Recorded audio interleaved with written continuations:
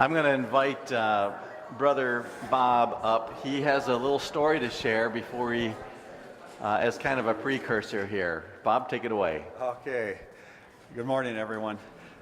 Say, I'm going to be first looking at a verse that says from Romans 8, verse 5. It says, "The mind governed by the flesh is death, but the mind governed by the Spirit is life and peace."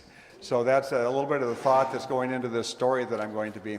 You know, I grew up in a little town in Iowa near, close to the Lake Okoboji down there.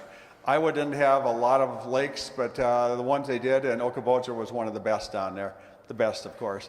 But in any case, it was a place where I didn't live on the lake. We didn't have a cabin. We lived in a town near that and didn't have a boat. But one time a friend of mine, one of my best friends, and I were out, and I don't remember how he had acquired this little rowboat.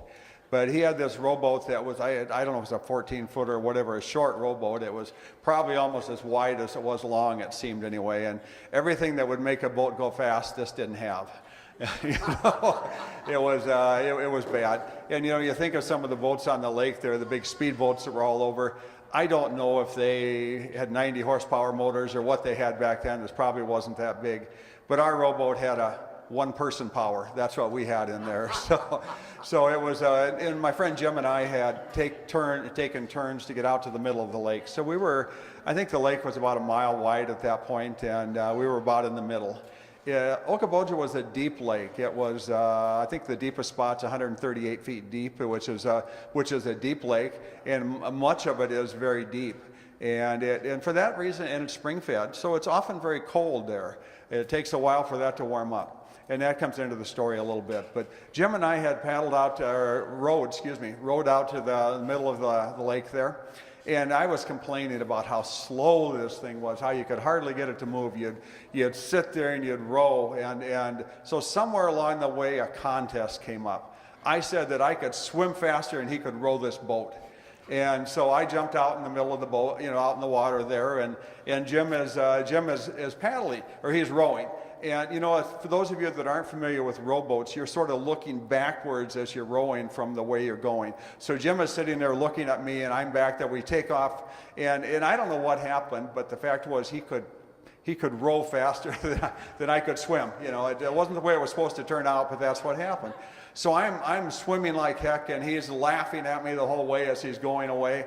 And then I finally say, "Okay, Jim, that's good, you win," you know, and he keeps on going. "Hey, come on, Jim, stop," you know, he keeps going farther and farther away and just loving this thing. And it wasn't terribly funny to me.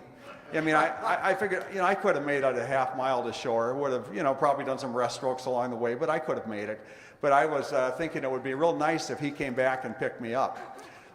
Finally, I got a cramp. And so I got a cramp in my calf. So it wasn't one of those ones that can be real serious that are more up in the torso. But I had this cramp, so I sort of went into, instead of a swimming mode, I was more in treading water. And what I've found out about the lake out there is the water in that top foot or so is really nice and warm. It's sun warmed and it's really good. But once you get down a little bit below that, it's cold down there. So it was, you know, the lake's reputation sort of stuck with it there. Finally, Jim came back and did pick me up.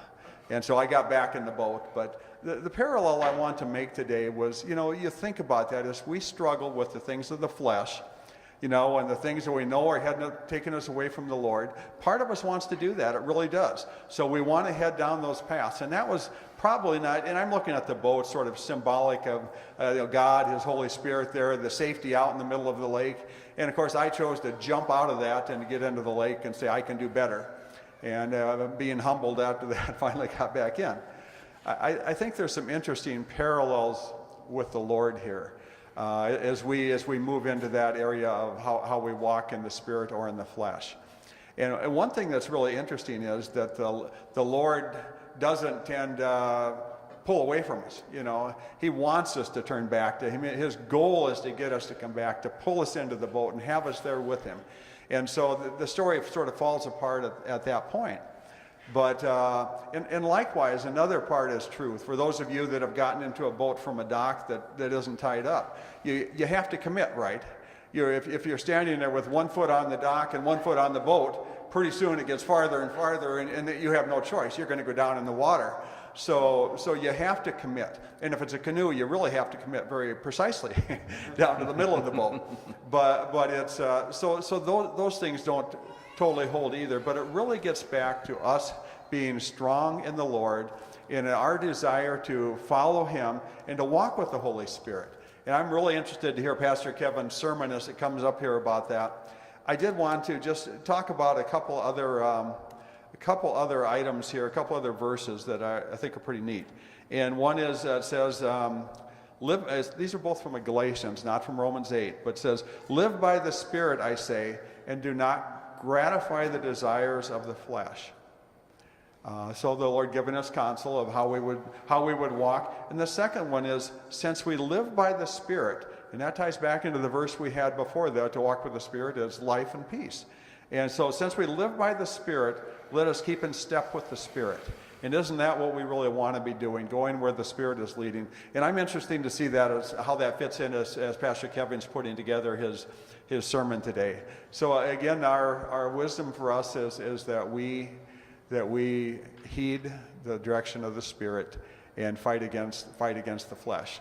Don't jump out in the middle of the lake. Stay in the boat. Thank you all.